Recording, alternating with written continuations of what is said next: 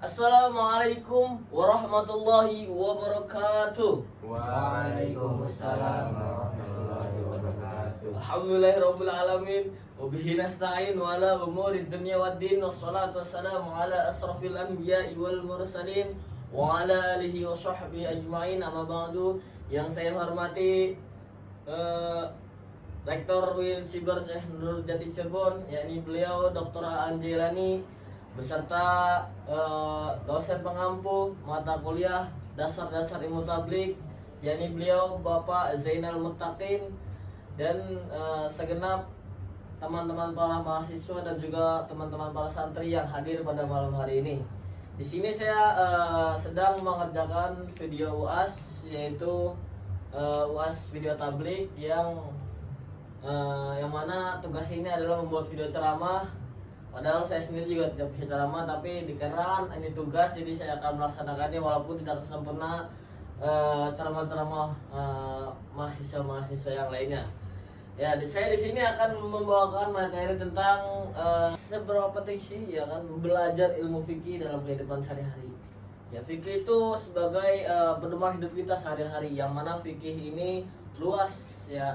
Ada usul fikih dan juga ilmu fikih. Fikih itu bukan cuma membahas tentang bagaimana cara kita berwudu ataupun cara kita tentang sholat maupun tentang cara kita melaksanakan sholat yang notabene kita itu sedang perjalanan, itu sedang musafir ataupun yang lainnya. Ya, jadi saya di sini itu akan menjelaskan itu tentang ya hal apa sih yang mewajibkan kita itu mandi, ya kan? Lu pada sering mandi kan lu semua? Mandi dong ya. Jadi yang mewajibkan kita mandi itu ada kalau di kitab yang saya baca, yaitu kitab Safina, itu ada 6 ya. Yang pertama itu maujibatu ghusli sitatun ya. Yang mewajibkan seorang itu mandi itu ada 6 ya. Sitatun tuh berapa? 6. Sitatun tuh 6. Yang pertama itu masuknya hasyafah ke parji. Ya, gue tahu lu semua pada ngerti lah ya kan, apa sih itu ya kan, masuknya siapa ke parji ya kan, lagi kita santri, aduh itu sangat-sangat diimpikan ya kan, ya masuknya siapa ke parji. Jadi seseorang yang kalau di dalam masyarakat ataupun di umum ya, masuk ke siapa ke dalam parji itu seperti contoh kayak orang inilah pasti jima gitu ya kan, kayak malam pertama gitu ya kan, gitulah maksudnya gitu. Itu wajib kita mandi ya. Terus yang kedua yaitu khurujul mani, yaitu keluarnya mani ya, keluarnya mani ya. Lu pada balik semua kan, udah tua kan lu ya kan, umur mah kecil tapi muka mah tuh tua. Banyak yang begitu, yaitu balik sebelum waktunya itu banyak zaman sekarang sih ya kan. Karena kenapa sekarang tuh udah ada gadget ya kan, yang seharusnya kita itu belum tahu tapi udah kita nyari tahu, yang seharusnya kita belum tahu tapi dikasih tahu. Karena mah luas lah pokoknya ya kan, segala apa aja itu ada di HP gitu. Nah, yang ketiga yaitu al-haidu, head. Nah, head itu bagi perempuan ya kan, kita mah sebagai laki-laki nggak ada yang head, nggak ada ya. Terus yang keempat itu adalah nifas. Nifas juga bagi perempuan, nggak ada laki-laki yang nifas tuh, nggak ada ya gitu. Terus yang kelima yaitu melahirkan juga lah perempuan sih ya kan, perempuan. Nggak ada cowok-cowok yang melahirkan, nggak ada. Paling kita mah ini melahirkan kotoran gitu ya kan ya, itu paling melahirkan kotoran. Terus yang keenam yaitu mautun, yaitu meninggal ya. Seseorang itu apa ya namanya, hidup itu cuma sementara katanya gitu. Tapi bener sih, bukan katanya sih ya kan, yang namanya hidup itu adalah sementara, akhirat selamanya gitu. Jadi yang namanya orang mati terus keluarnya mani ya kan, nifas, melahirkan, dan juga orang jima itu adalah diwajibkan untuk mandi. Dan cara mandinya gimana ya kan? Cara mandinya yaitu yang pertama adalah niat ya kan. Kalau kita apa-apa itu pasti harus ada niat. Kalau nggak ada niat namanya ngajak, nggak ada niatnya, ya kan. Jadi sesuatu yang kita jalankan sehari-hari, ya kan, termasuk kita bangun pagi gitu, ya kan, mau sholat subuh, itu namanya nih niat. Kalau nggak niat tidur lagi gitu. Sehabis sholat subuh ada namanya kita apa, ngaji Quran, ya kan, ya kan. Kalau kita nggak niat tidur lagi. Sehabis ngaji Quran ada itu namanya sekolah. Kalau kata tidur lagi namanya nggak niat gitu. Sehabis sekolah, ya kan, pulang jam berapa? Jam 1. Jam 1. Nah, jam 1 habis itu ngapain? Makan. Habis makan? Sholat apa tuh? Duhur. Niat gak? Niat. Kalau nggak niat apa? Wajah. Sengaja tidur lagi kan? Iya. Jadi segala itu harus ada niatnya. Nah, sehabis asar kita ngapain? Ngaji. Ngaji lagi kan? Iya. Tapi kalau nggak niat apa? Tidur. Tidur lagi. Ya kan? Bau.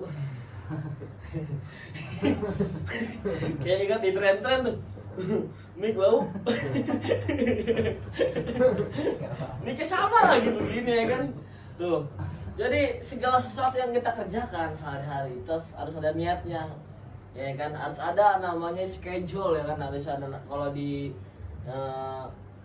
apa namanya, di kerjaan namanya ada schedule, ada namanya itu rundown, ya kan.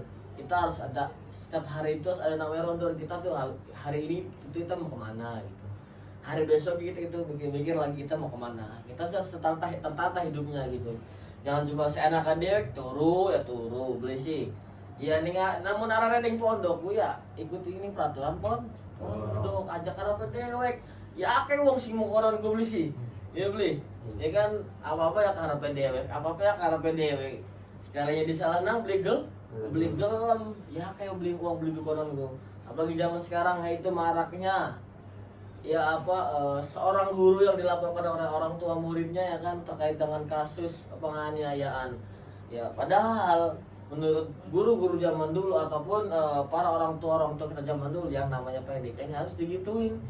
Contohnya kayak seorang nabi itu menyuruh anaknya itu buat sholat wajib untuk melaksanakan sholat pada umur berapa tahun? 7 tahun, ya kan, 7 tahun. Nah, kalau lebih dari 7 tahun dengan cara disabet atau dipukul, ya kan tuh.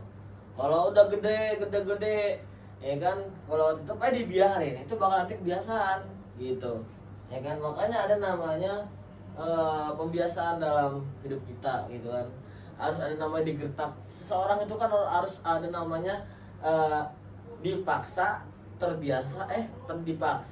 terpaksa lalu terbiasa. Yang awalnya kita itu dipaksa, ya kan, dipaksa harus ini yang awalnya itu kita tidak mau, lama-lama akhirnya bisa gitu. Jadi seseorang itu harus ada langkah awalnya. Nggak bisa namanya seseorang itu baik karena tadi itu videonya kepotong, ya kan, dan untungnya itu ketahuan. Jadi saya ulang lagi, tadi terakhir itu dari materi terpaksa, ya. Ya, seseorang itu yang awal itu harus dipaksa, terpaksa lalu terbiasa. Jadi seseorang tuh harus digituin lah, ya kan. Ya nggak bisa namanya seseorang tuh harus tiba dari baru lahir tiba-tiba langsung tinggi, itu bukan makomnya kita lah, ya kan. Kalau seorang nabi aja itu harus yang kecilnya itu dikejar-kejar oleh seorang namanya pendeta, ya kan, seorang dukun yang tahu akan kelahiran seorang nabi. Ya. Nah kita juga harus seperti nabi lah gitu. Tapi kita juga nggak harus dikejar-kejar pendeta dulu, ataupun dikejar-kejar dukun, ataupun dikejar-kejar orang-orang yang ingin membunuh nabi, tidak. Tapi kita itu yang namanya itu kita harus belajar namanya dari awal gitu, langkah awal, ya kan. Yang namanya seorang bayi itu kan pembelajaran pertama itu ya dari orang tuanya, ya kan. Kita diajarin berbicara, diajarin untuk ngomong itu orang tua kita, ya kan gitu. Ya tapi itu semua mungkin itu aja lah materi ceramah tugas UAS saya. Terima kasih. Dan gue terima kasih kepada teman-teman yang sudah hadir, ya kan, yang sudah ikut membantu akan tugas saya. Ya terima kasih. Mungkin cukup sekian. Wallahul muwaffiq ila aqwamit thoriq. Wassalamualaikum warahmatullahi wabarakatuh. Waalaikumsalam.